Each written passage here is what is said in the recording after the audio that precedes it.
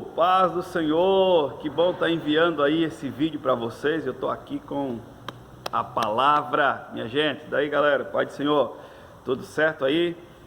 Eu acompanhei o último vídeo que o Lucas gravou falando sobre Atos, capítulo de número 1, e hoje eu quero falar então sobre o capítulo de número 2 de Atos dos Apóstolos. O Lucas já fez um breve resumo do livro de Atos, quem escreveu, né? Que foi o nosso irmão Lucas, e é uma continuação do Evangelho. O Evangelho é um tratado a Teófilo, e o livro de Atos também é a sequência desse tratado, já narrando a história da igreja.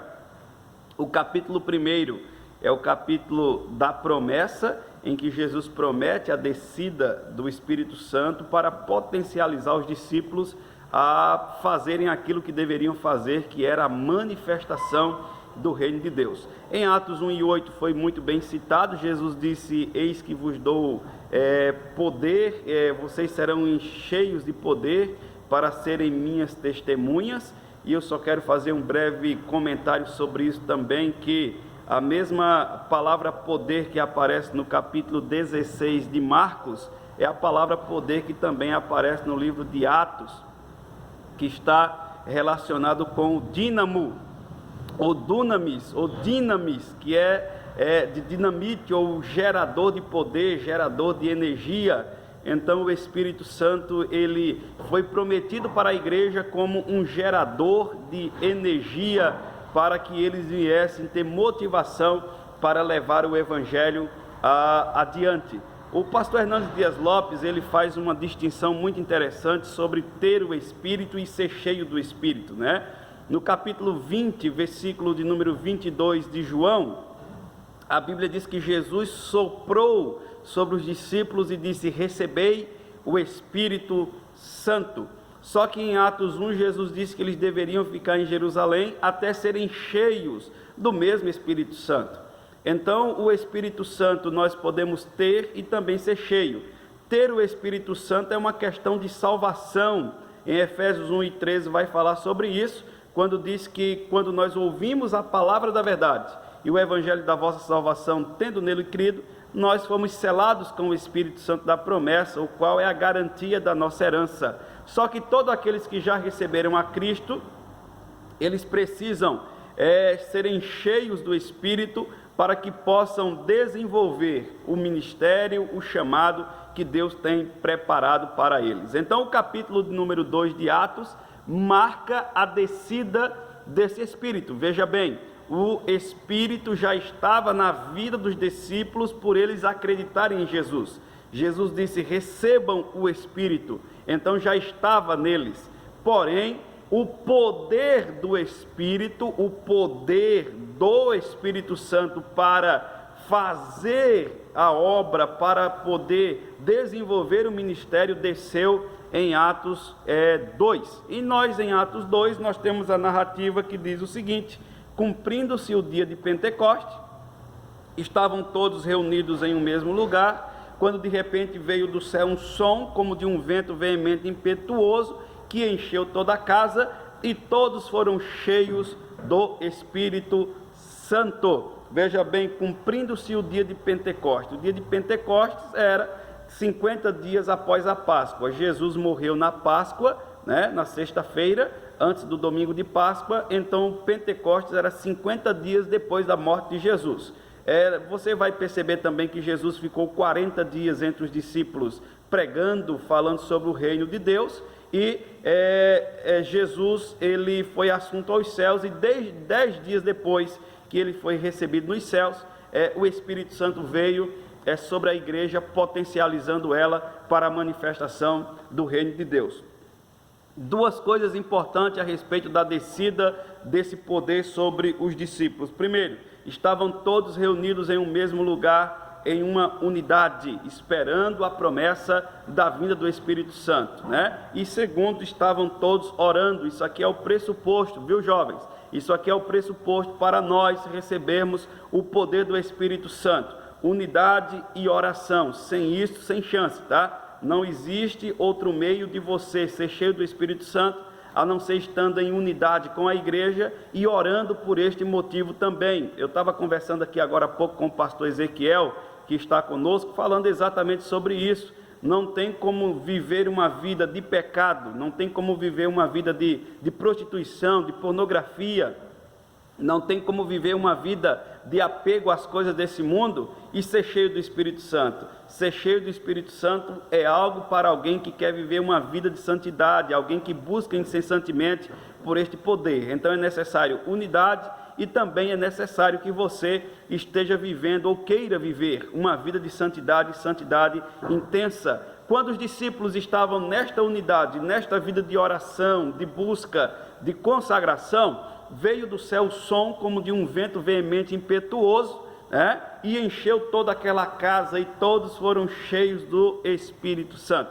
Não se desvie com o que eu vou falar para você agora, porque aquele poder, aquela dinamite, aquele gerador de energia que o Espírito Santo ele simboliza para o povo de Deus, fez com que as pessoas que estavam ao redor imaginassem que os discípulos estavam embriagados, estavam bêbados. Mas há um detalhe importantíssimo, diz que as pessoas ouviam falar em sua própria língua materna. Então, naquele dia, os discípulos não falaram em línguas estranhas, como nós conhecemos hoje. Eles falaram em outros idiomas, de outras nações, de outros povos, porque o Espírito Santo os capacitou para isso. Passando ali, então, o poder do Espírito Santo, a Bíblia diz que o apóstolo Pedro se levanta e diz que aquilo era uma promessa muito linda para aquele povo e para o cumprimento de uma profecia bíblica lá de Joel, no capítulo 2, que o Espírito Santo seria derramado sobre toda a carne. Do versículo de número 14 em diante, nós temos o discurso do apóstolo Pedro, enfatizando a respeito de Jesus. Veja bem, uma pessoa que está cheia do Espírito Santo, jovens, uma pessoa cheia, um jovem cheio do Espírito Santo, cara, é alguém que tem o amor ardente no seu coração de falar somente sobre Jesus e nada mais além do que Jesus. Então, no capítulo 2, versículo 14, depois que Pedro está cheio, aquele Pedro que negou a Jesus 3 vezes, é o mesmo Pedro que, a partir do versículo 14, começa a fazer um discurso sobre Jesus, dizendo que Jesus era a promessa, a promessa que estava lá desde a antiga aliança, que este Jesus, ele viria para trazer juízo à terra e também salvação para o seu povo, e que este Jesus é o Cristo, é a pedra angular, é o Senhor que reina sobre a igreja, que reina sobre a igreja. Do versículo 37 em diante, o apóstolo Pedro, ele vai falar sobre a primeira, sobre este Jesus que veio para trazer salvação, e do versículo 37 em diante, nós temos ali a conversão de 3.000 pessoas, mas eu quero enfatizar aqui o versículo de número 38 de Atos 2, o versículo 38 para você ver comigo. Cara, este poder, este dínamo, este gerador de energia, é para a tua vida também, jovem, viu? Para você mesmo, cara, esse poder é para você. O versículo 38, Pedro diz assim: arrependei-vos, arrependei-vos. Não há batismo, não há poder, não há enchimento do Espírito sem arrependimento, mudar de direção, conversão, deixar o pecado, viver em santidade, Arrependei-vos, e cada um de vós sede batizado em nome do Senhor Jesus Cristo para perdão dos vossos pecados, e vocês receberão o poder do Espírito Santo. Agora veja o versículo 39, porque a promessa diz respeito a vós, a promessa diz respeito aos vossos filhos, aos que estão longe, e a tantos quantos o nosso Deus, o Senhor, chamar. Veja bem, o apóstolo Pedro está falando para o seu povo, dizendo: ei, a promessa é para vocês que estão aqui, a promessa é para os filhos de vocês, a promessa é para os que estão longe em outras nações, e a promessa também é para os filhos de vocês, e a promessa é para todo aquele a quem o nosso Deus chamar. Então Pedro não está condicionando o enchimento do Espírito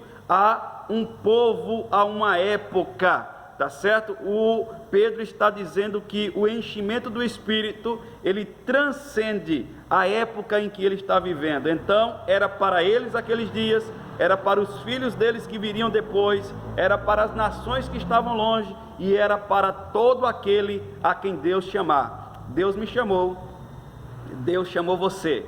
Então, a promessa do enchimento do Espírito não ficou somente no passado, lá na época de Pedro. A promessa do enchimento do Espírito, ele também é para os nossos dias, para aqueles a quem Deus chamar. Deus me chamou e Deus chamou você também.